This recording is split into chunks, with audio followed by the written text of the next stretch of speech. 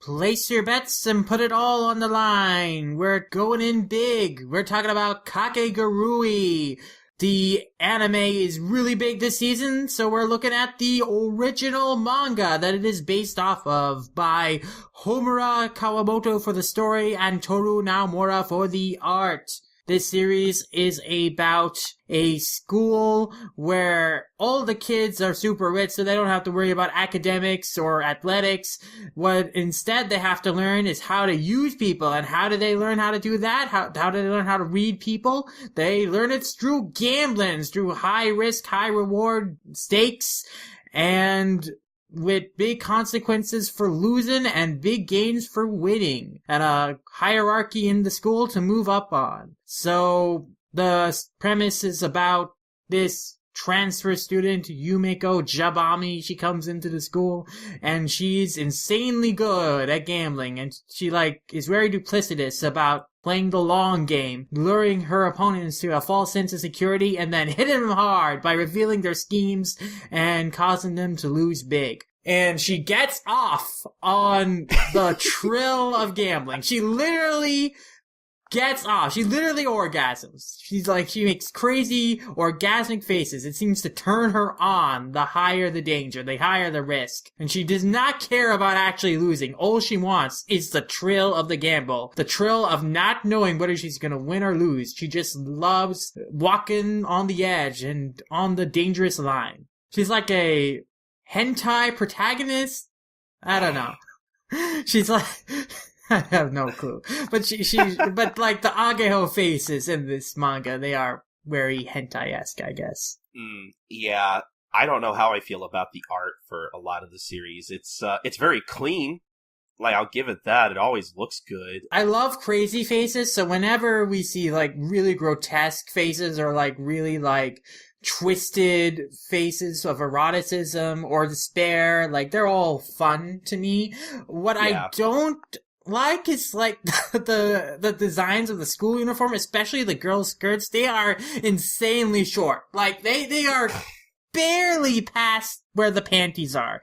It is insane how short these skirts are. I do not understand the regulations at this school. And Yumiko, especially, her stockings, they seem to go all the way up her legs too, which is also really bizarre to me. So some of the designs I'm a little questionable about. And also the texturing with the pants and the skirts, it seems that the artist is using this weird texture that he's just overlaying on top of the image, but it looks really flat. It makes the pants look really flat in contrast to the fully colored in and shaded shirts and stuff. So it's a kind of a contrast that kind of takes me out of the art, and it's a little distracting to me. I don't know. The use of screen tone in this manga for just cutting and pasting it onto the pants and skirts in particular is really distracting to me. I like the character designs just in general for the female characters, except for how short the skirts are, and then also the use of textures, I think, is questionable at times. Interesting. Yeah, something I don't like about... Well, I guess it's really more about the panel layouts. The longer I read about the first 3 volumes of the series, basically whatever Yen Press has put out at this point. Excluding the simulpubs. Excluding the simulpubs, yes. Yeah, something I kind of noticed with some of the panel layouts in certain sections of the series is that...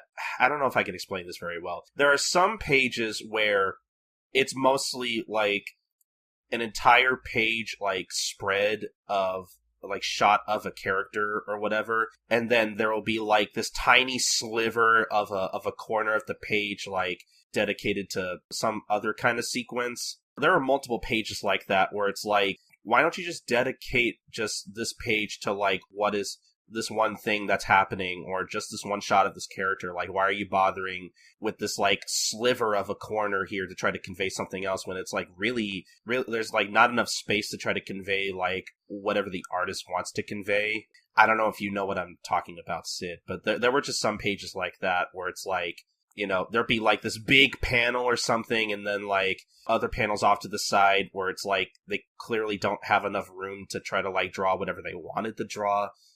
And that was something that was kind of really bothering me about the panel layout in particular. I noticed that there were some panels that felt crammed in. There would be big panels and then there'd be something crammed in at the bottom. I did notice that. It didn't bother me as much as... like, I'm flipping through it again, and it's still... The freaking screen tones and the skirts are just bothering me. It's not, like, terrible. I'm just saying, it's just... I don't know. I just feel like there are certain pages that I think could be laid out better. Yeah, I would agree with that. As for, like, everything else, so I guess basically I probably have more thoughts on some of the series, some of which I'm still kind of collecting, because I really don't know. I don't know how I feel about this series overall, because it is fun in places, and I do like the premise a lot. I think it makes for an interesting series. Like, I like the idea of just this academy, this high school, where, like, the hierarchy of all of the students basically depends on your ability to gamble and whatnot. Basically, at the start of the series, Yumiko Jabami squares off against this girl named Saotome, who has basically our main male lead, like, under her thumb, because the whole thing is, like, if you get into enough debt at this school, and if you owe enough money to, like, the school and the student council, you're basically treated as a literal house pet. Like, you're treated as less than a human being. You have to heed to the orders of, like, anyone in the school to do basically anything they want, like going out to get, like, you know, snacks or whatever for lunch, or even, like, really heinous stuff like molestation on the girls and stuff. And it's like that stuff is kind of creepy and unsettling, but you know, so yeah, our main male lead starts off as a house pet, and basically Yumiko ends up basically helping him out by basically defeating, I guess, his captor Saotome in a gamble of literally, like, voting rock, paper, scissors, which I thought was a really fun looking game. You know, this, like, basically how the game works is that, like, you have everybody in class contribute, like, a picture of a rock, paper, or scissors, and you have everybody put their votes in a ballot, and from there you basically pick 3 cards, and whatever 3 cards you have, like, that's what you have to use for that game of rock, paper, scissors, which I think makes the odds of, like, you having the right cards to be able to use, I thought was really interesting. At first, when I flipped through the first volume and I first saw that, all I could think about was Kaiji.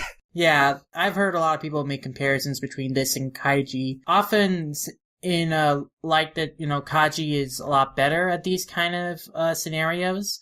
But for what the series does, I think that a lot of the gambles are very interesting and creative. I think they're fun. Yeah, like, games are fun and interesting. That's like a game you could, like, actually play, which I think is cool. And then, I forget what it's called, but, like, Yumiko at the end of the first volume plays a game of, like, sword blackjack or something, where, like, this was a thing too. I wasn't really exactly sure how this game worked, because it looks like, from what I remember, it's basically blackjack, but you put a bunch of, like, plastic swords in a cup, and then you put the cup on top of the blackjack board and hope that one of these plastic swords, like, inserts themselves into the slots or whatever. Yeah, and they have and the swords have magnets on them, and another trick to it is that if the sword ends up on the number, like, with the sword side down, that's actually a penalty. So you need to have it land on the square with the sword, like, facing up. Yeah, so that, and there's I know, Sid, you didn't get this far, but Volume 3, I thought, had the most psychotic game, because I don't think she appears in the first volume. You really missed out on probably, like, the best character in the entire series. Gosh darn it. Midari Ishikami, I forget exactly, but she's basically this girl with an eye patch who, like, goes around and is, like, kind of like, unlike Yumiko, where she kind of gets off on gambling. Midari herself is kind of a sadist, and she gets off on pain. There's a moment in Volume 2 where, like, the school bully Kitawari, who is kind of like the main bully character, I guess. He gets his comeuppance later, thankfully, because he's an asshole and I don't like him. He basically tries to sexually molest Yumiko until Midari comes in. I don't even know how to explain this character. This character is, like, she's probably the most deranged character in the entire series so far. Because she basically gets off on, like, putting her life on the line. Like, she constantly just carries a gun around school, and, like, you know, some of the characters basically, like, they constantly go back and forth about, like, whether the gun is real or not. And surprise, surprise, it's a real gun, because, you know, you can just do that kind of thing in the school, because, like, really anything in the school goes. Like, this is the kind of school where, like, if you are in big enough debt to the student council, they will literally plan out your entire life for you. And basically, like, especially if you're a girl, they'll just sell you off to, like, a politician to basically have kids and just do nothing but be a housewife. Like, it's some really, for lack of a better word, it's pretty fucked up. And that's kind of, Sao Tome in particular, that's kind of her whole thing, is that, like, she's basically about to be sold off to basically just produce kids. And she ends up kind of getting out of it thanks to this, like, Indian poker game that she ends up playing along with Yumiko and Kitawari. I thought that game was pretty interesting, especially since it leads to, I think, some of probably my favorite moments in the series. Because Kitawari has this girl under his thumb named Tsubomi, who's this, like, shy, tiny little, like, timid girl who basically just does whatever Kitawari wants her to do. Her whole thing was that, like, when she was younger, she had, like, really long hair that, like, went past down her waist, and she was very proud of it. And then when she came to Hyakkou Academy, I'm probably going to be pronouncing that really wrong, because it's just such a weird name for a school. She ends up coming to the academy, and when she becomes a house pet and, you know, gains enough debt, Kitawari basically cuts off all of her hair just out of curiosity. Like, he's interested in hearing, like, what it sounds like to cut off a bunch of hair. Like, cause that whole thing, cause Tsubomi goes on about this whole thing about how, like, you know, that's, like, the whole reason he wanted to cut off my hair, just because, out of curiosity, like, he doesn't even see me as a human being. He sees me, like, as less than a pig.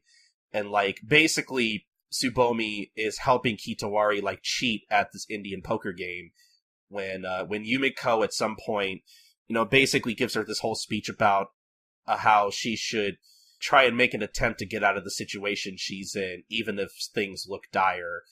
And it does lead to a good moment where, like, Tsubomi ends up fucking over Kitawari by, I think, giving him the wrong signal or something and cheating. And I thought that moment in particular was pretty good. Though, honestly, outside of that, like, I don't know, I guess overall, how I feel about the series is, like, Kakegurui is fun, but, like, the whole time I was reading, I was thinking, like, because it's also very text-heavy in places, what with, like, trying to explain the games and whatnot. I honestly think this is the kind of thing I would enjoy watching more than reading, but that's just me personally. Yeah, I saw the first episode of the anime, and I really enjoyed the anime, like, the voice acting, like, the color design, just how things look.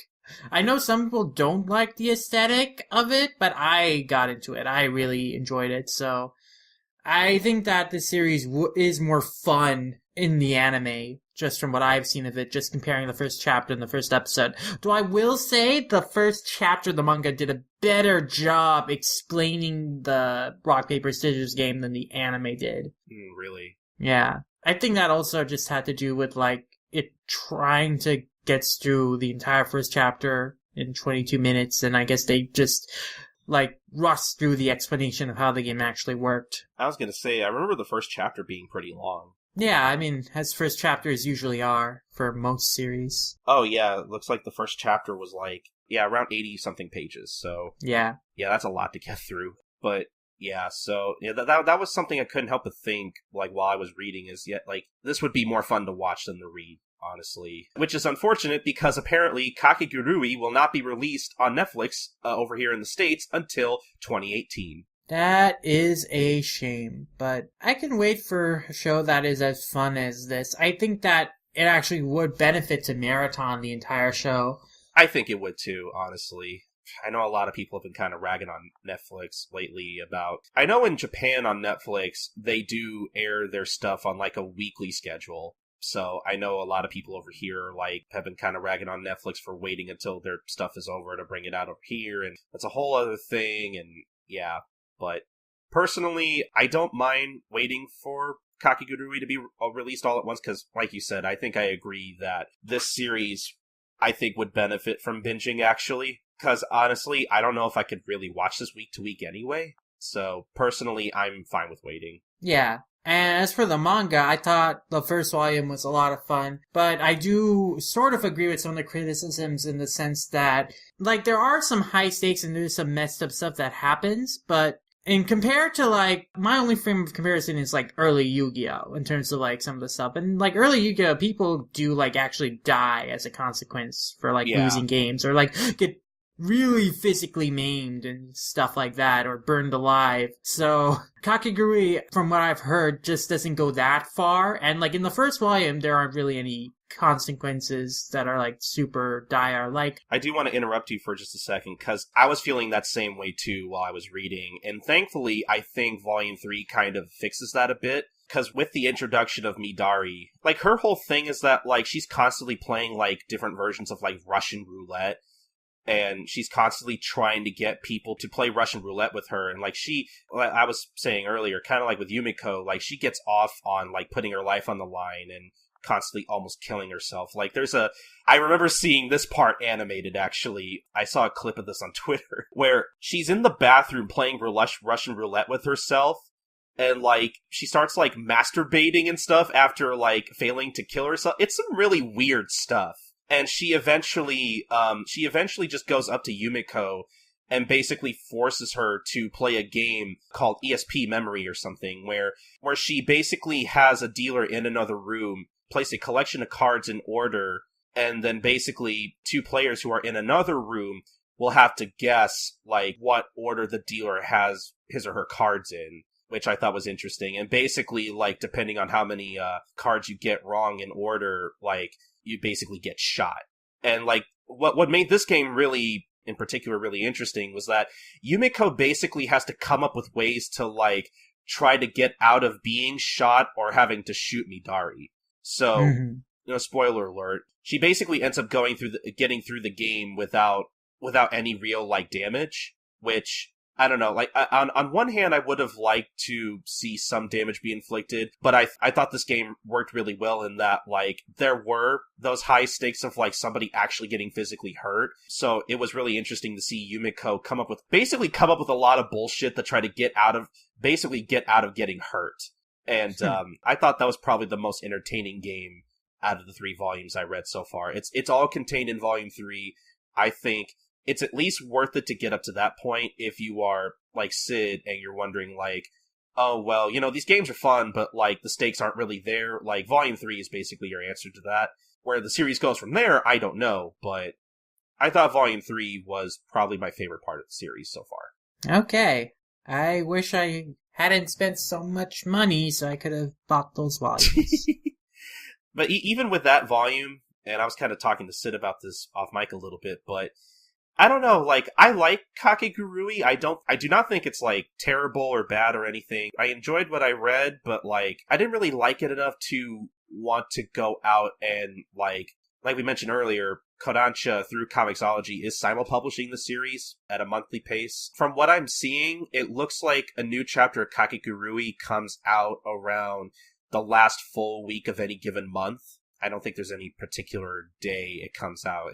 That was pretty inconsistent on that front. But it does come out once a month on Comixology, as far as I know. But yeah, I didn't like it enough to want to catch up with the simulpub or anything. Like, I'm perfectly okay with, like, just kind of letting this manga go for a little bit and maybe waiting until there's a significant portion of it, or just wait until it ends. Like, I thought it was fun, but it wasn't really, like, super gripping, which I don't think is a bad thing, but, like, that's just me personally. That's fair. I mean, if I also wasn't, like, completely enthralled by the first volume. Like, I was really excited when I watched the first episode of the anime, because I had a lot of fun watching it. And the manga is enjoyable too, but it didn't, like, push me to really want to spend, like, the extra $14 to get the other 2 volumes. I was, like, pretty just satisfied reading that first volume and, like, forming my thoughts on that. Whereas, if I had really gotten into it, like, as I have done before, I would have bought more volumes to read more of the series. Like, with Tokyo Ghoul even, I enjoyed the first volume, so I went ahead and read more of the series for that episode than when we did that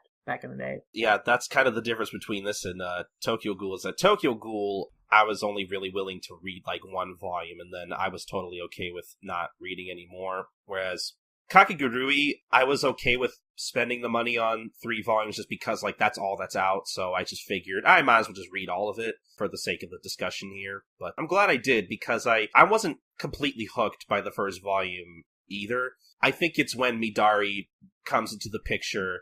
Like, she's kind of the wild card that adds for the extra bit of, like, you know, stakes. She really is the wild card. Like, she is willing to kill a bitch. Like, she does not care about anyone else but herself. She doesn't care as long as she gets to experience the thrill. And there is some interesting, like, dichotomy between her and Yumiko, you know, in that they're similar in that they both get off on the thrill of something, but, like, Yumiko basically tells Midari at one point, like, hey, you really piss me off. Like, you're not even a blip on my radar. You just get off on pain. I get off on, like, actually gambling and whatnot, which I don't know if that's really, like, you know, the mountain you want to die on or whatever, but, you know, I don't know. I thought their dichotomy was interesting, and there's also a whole thing where, like, Saotome is, like, scouted to be a part of the student council, and it looks like they're kind of setting up a character arc for her to basically get revenge on the student council for her having to become a house pet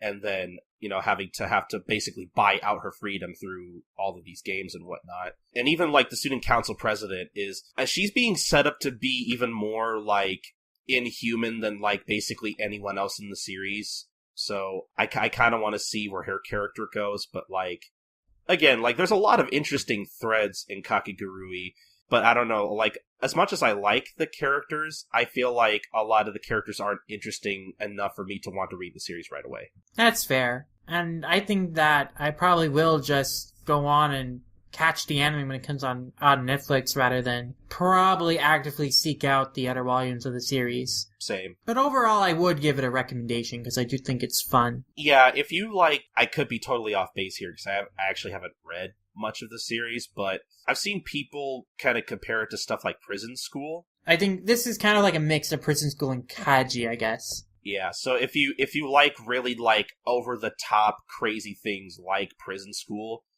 then you'll probably get and also you like Kaiji, you know. If you just happen to like both, you'll probably like this. Though I will say, I think Kaiji does a better job with its stakes. I think does a better job of keeping you invested in what's going on. Whereas again, like we were saying, Kakegurui doesn't really have those high of stakes until Volume 3, where you're basically risking somebody actually getting hurt because of all these games and whatnot. So yeah, I'd give it a light recommendation. If you just want something fun and crazy, I think it's worth at least checking out. That's basically how I feel. And, you know, like I said, if you want to keep up with the series monthly, Comixology is offering simul-published chapters as they come out monthly over in Japan for, like, anywhere between, like, $1.99, $2.99, something like that. So if you want to keep up with those, you have that option. If you can't wait for the anime to come out next year, the manga is available, at least. So there's always that. Yeah, if you're more of a print person, they did start releasing it in print too just recently. The first volume came out last month. So you can pick up the physical copies as well. But I think that's about it for that, unless you have anything else you wanted to talk about. No, I think we're done talking about Kakegurui. It was a pretty interesting read, and I'm looking forward to catching more of the anime when it hits Netflix. And this was a good choice for an impromptu discussion piece after 2 reschedules of other ideas we had. Yeah, I do just want to put out there, I know Sid said in the description for the last episode that we were wanting to talk about Sket Dance. We still plan on doing that. That's kind of had to go through a lot of reschedules because one of us has just... Either I haven't had the time to reread it, or Sid just hasn't had the time to read it in general, so... We do want to get to that hopefully soon, so that's still on the back burner.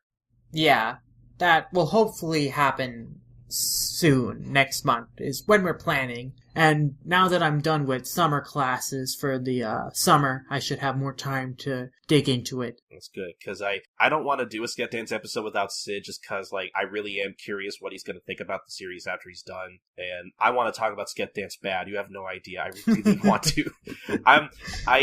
I love Sket Dance a lot, so I can't wait to talk about it and hopefully more of Shinohara's works like Astra Lost in Space and whatnot. So hopefully we'll get around to his works hopefully in the next month or so. But for now, I guess that's going to be the end of the show. I guess, Sid, where can they find you? You can find me as @LumRomiyasha on Twitter, Animation Revelation, my anime list. Basically, wherever I am, you'll find me under that name. And if you want to follow me in particular, you can follow me on Twitter at SniperKing323. That's SNIPERKING 323. And, I do a lot of other podcasts such as Life Lessons, the Gintama Manga Cast. If you're a fan of Gintama at all, go to gintalifalessons.wordpress.com. Or if you're a fan of Detective Conan or Case Closed, whatever you want to call it, I also record a show called One Podcast Prevails.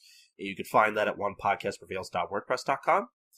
And just to get this out of the way, I finally posted a new blog post, my first blog post, over at coltoncorner.wordpress.com. This month is the 50th anniversary of Lupin, which, don't worry, we're hopefully going to have an episode about that coming soon, maybe, possibly, I don't know. We want to do it. But for now, if you want a taste of, just my feelings on Green Jacket Lupin in particular, the series from 1971. You can watch it all on Crunchyroll.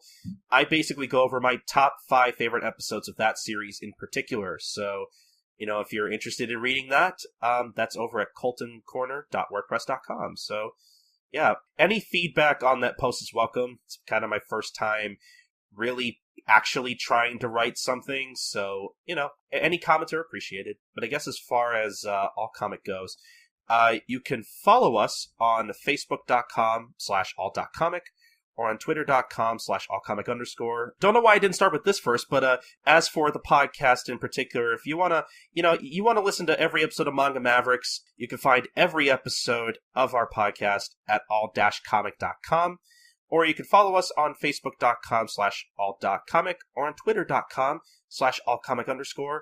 Again, guys, just another reminder, we do have a GoFundMe for the website in general, just to keep up with server costs. So, again, there will be a link to that in the show notes. If you want to donate any amount of money to that, please support us however you can. Again, anything helps, no matter how much you have or how little you have.